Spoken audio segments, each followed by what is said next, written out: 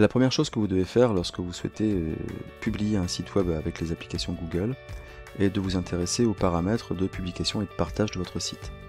Alors pour accéder aux paramètres de publication et de partage de votre site, vous avez différents moyens d'y accéder. Pour cela, vous cliquez sur la roue dentée qui correspond aux paramètres. Dans les paramètres, vous voyez apparaître un certain nombre d'éléments, notamment les éléments de navigation qui correspondra au menu, les images de marque, à savoir le logo et les icônes, les outils de lecteur pour les internautes qui vont consulter votre site, et ensuite des applications que l'on développera tout à l'heure. Alors pour la partie navigation, vous avez deux possibilités. Le menu qui apparaît par défaut en haut, avec les pages qui ont déjà été créées, par exemple si vous avez utilisé un modèle, vous pouvez choisir de le positionner sur le côté, de cette manière-là. Donc effectivement, soit l'élève voit apparaître le menu avec toutes les rubriques en haut, soit sur le côté. Vous pouvez choisir une couleur de fond, blanc, transparent, noir,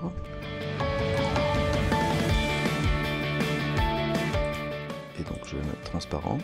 Vous voyez que finalement ici, en fonction de la couleur, eh bien, soit le menu s'intègre directement dans l'image éventuelle que vous avez insérée, soit vient se positionner avec une couche arrière de couleur blanche ou noire.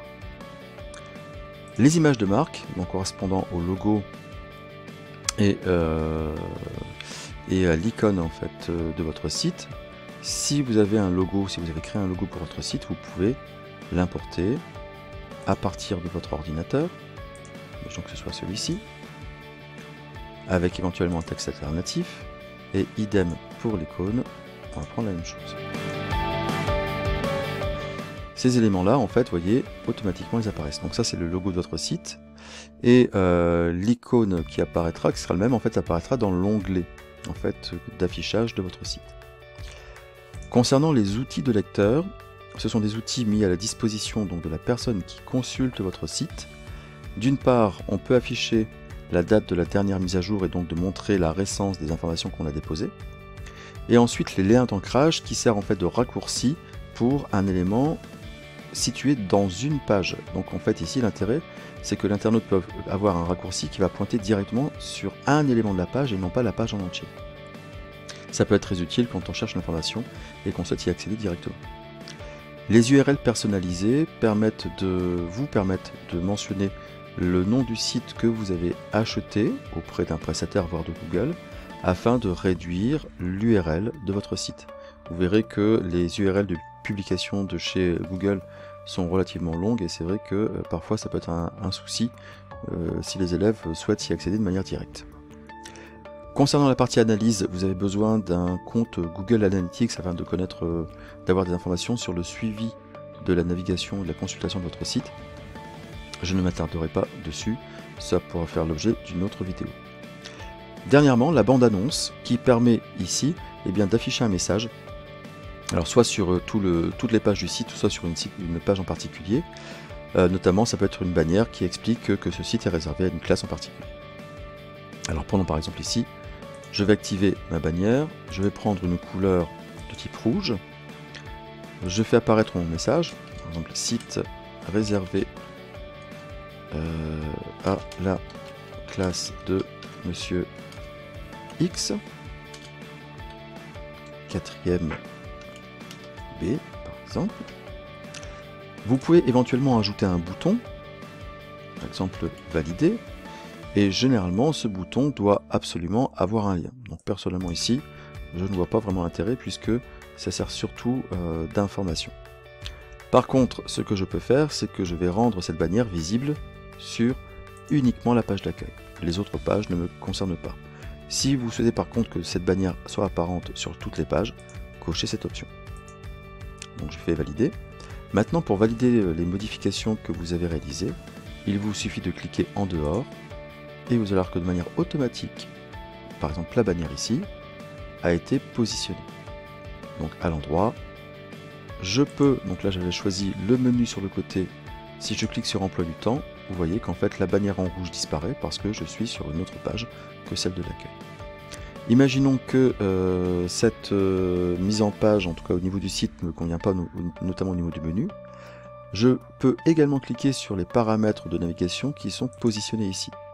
Donc là, j'arrive directement sur les paramètres de navigation et je peux choisir de positionner en haut avec, donc là dans mon cas c'était l'histoire de mettre un fond noir au-dessus. Je le laisse tel quel, je clique en dehors et c'est réalisé. Si vous souhaitez modifier votre logo, vous voyez qu'en fait ici, comme le logo est inséré, on peut modifier le logo par une autre image. Vous pouvez également modifier le titre des différentes pages qui apparaissent. Donc là, ici dans le cas, c'était emploi du temps. Imaginons que vous ayez souhaité mettre une taille plus importante, changer la police, par exemple, et changer le type en titre plus important. Par exemple, vous voyez qu'ici, vous avez des titres prédéfinis, des formats prédéfinis. Et il vous suffit simplement de sélectionner les éléments qui vous intéressent. Vous pouvez mettre en gras, en italique par exemple, etc. etc. Rien ne vous empêche d'insérer des liens complémentaires. Au niveau des titres de pages, vous avez différents modes. Avec une image, comme c'est présenté ici, dont vous pouvez changer finalement une mise en forme, en tout cas un réglage de lisibilité, éventuellement avec ou sans, vous voyez la différence.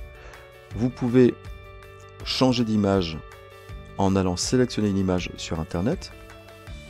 Donc ici c'est une galerie d'images qui existe déjà. Imaginons que je cherche une autre image, je vais l'appeler emploi du temps par exemple. Je clique sur rechercher. Il peut me proposer d'autres images, on va prendre celle-ci par exemple bien sûr, ou celle-ci. On va prendre celle-là. On va prendre celle-là. Vous avez le bouton sélectionner, je clique dessus et votre image est changée. Vous pouvez également donc changer le type de titre avec des images ou alors en utilisant une simple couverture, une couverture qui prend une page très importante. Et donc il faudra pour l'élève à ce qu'il se déplace, ce qu'il appelle scroller, descendre dans la page. Vous pouvez prendre donc la grande bannière, la manière dont c'est présenté de manière habituelle, une bannière un peu plus petite ou simplement le titre. Donc là vous avez différents moyens de présenter, on pourrait dire, vos titres de page. Si vous souhaitez réinitialiser, ici, je vais prendre une bannière, voilà. Je peux éventuellement réinitialiser si je le souhaite, en remettant l'image par défaut, et aller resélectionner une autre image, comme je pourrais le faire. Et là je peux prendre vraiment toutes les images que je souhaite, il suffit de les sélectionner et vous l'appliquez. Donc voilà pour les éléments, on pourrait dire, non pas de publication, mais les paramètres, on va dire, de navigation et d'accès. On peut ensuite, pour la première fois, lorsque votre site n'a pas encore été publié, donc accessible par Internet, on peut choisir aussi la manière dont les internautes vont accéder à votre site. Pour cela, vous cliquez sur le bouton Publier. Donc, le bouton Publier permet de définir, de choisir le mot qui finira l'URL type de Google afin d'accéder à votre site personnalisé. Alors ici, deux éléments importants. Imaginons que ce site soit le site de la classe de 4e de Monsieur X. Imaginons que j'appelle ça 4e, c'était la 4e B, par exemple. Vous voyez ici, mon adresse n'est pas bonne parce que j'ai un caractère accentué. Je remplace le E accent grave par un E normal. Alors ici, l'adresse apparaît encore en rouge, pourquoi? Parce qu'elle est déjà prise. On peut rajouter, par exemple, MX pour le nom de la personne. Je vois qu'ici, cette adresse est correcte. Si j'avais souhaité mettre un espace entre 4e et MB, et M4, et bien donc 4e B, ici, il aurait remplacé directement mon espace par un tiré du 6.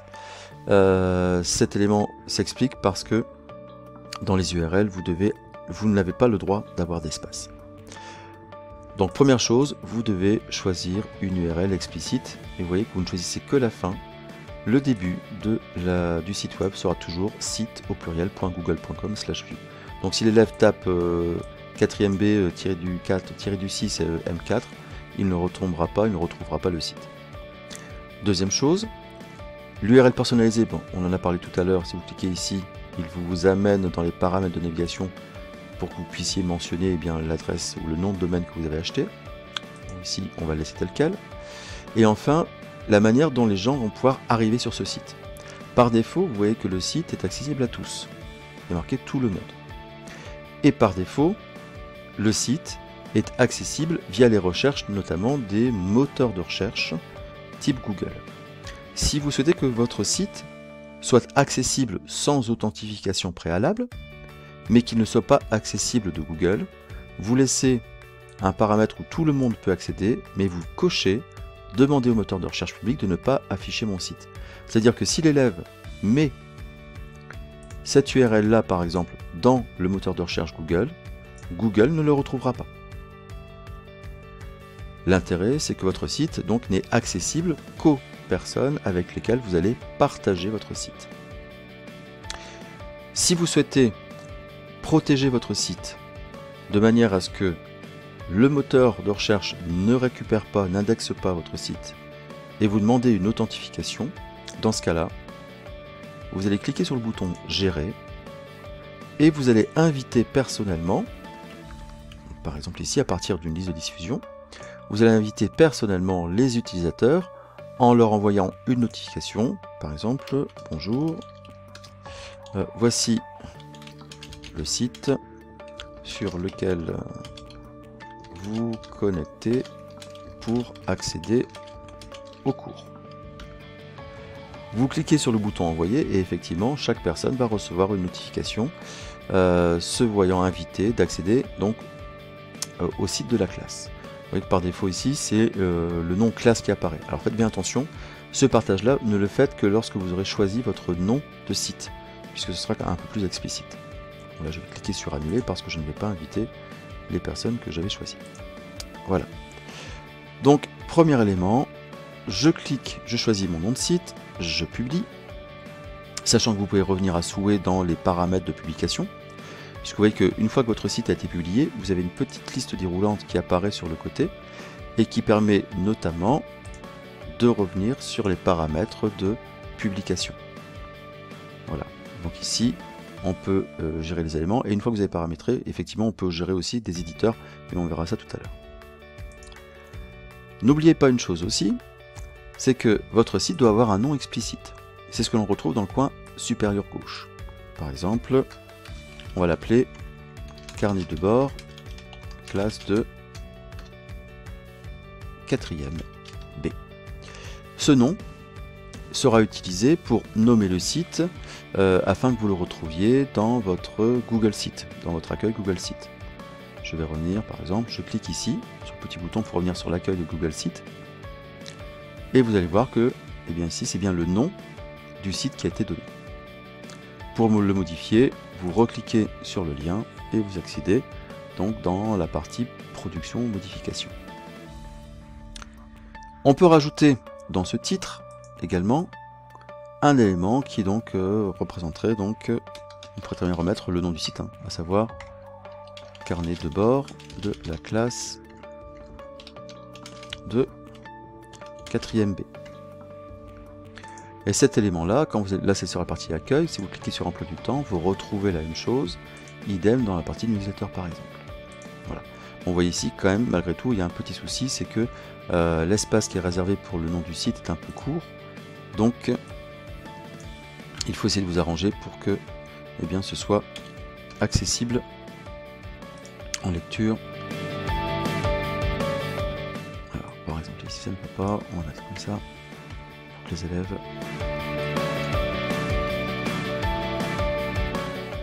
On va mettre carnet 4e B. Voilà. Là, effectivement, ce sera lisible sur l'ensemble des pages. Donc, un élément complémentaire, bien sûr, faites bien attention au niveau des éléments que vous allez publier. Autre élément que vous pouvez voir en termes de publication, vous pouvez inviter des personnes pour collaborer sur la création du site. Par exemple, vous voulez créer un site avec un collègue. Eh bien, dans le paramètre, le petit plus, les partages, on peut ajouter donc ici, on va prendre par exemple une personne, et je vais lui donner un droit spécifique. Soit un utilisateur qui a accès aux éléments publiés, donc là c'était l'élément où je pouvais protéger mon site en demandant à ce que les personnes puissent simplement lire mon site. L'éditeur, ça c'est pour le prof. Donc si j'envoie un message à cette personne-là, en tant qu'éditeur, elle pourra se connecter et ajouter des pages, ajouter des éléments dans chacune des pages, etc. Alors ça peut être un élément très intéressant si vous souhaitez faire par exemple un site de classe avec un espace de, on pourrait dire, de publication des enseignants. Chaque enseignant a une page et il peut venir mettre ses informations dessus. Les élèves par exemple, eux ont un accès simplement anonyme ou un accès avec sécurisation. Attention tout de même, si vous travaillez sur un site web personnel, il est quand même fortement déconseillé d'utiliser les adresses mail personnelles des élèves pour s'authentifier. Mieux vaut passer par, dans ce cas-là, des applications de type les G Suite pour éducation qui seraient déployées au niveau de votre établissement. Cette présentation des paramètres de publication et de partage du site est terminée. Si vous avez des questions, n'hésitez pas à me les poster en commentaire, je me ferai un plaisir d'y répondre. À bientôt.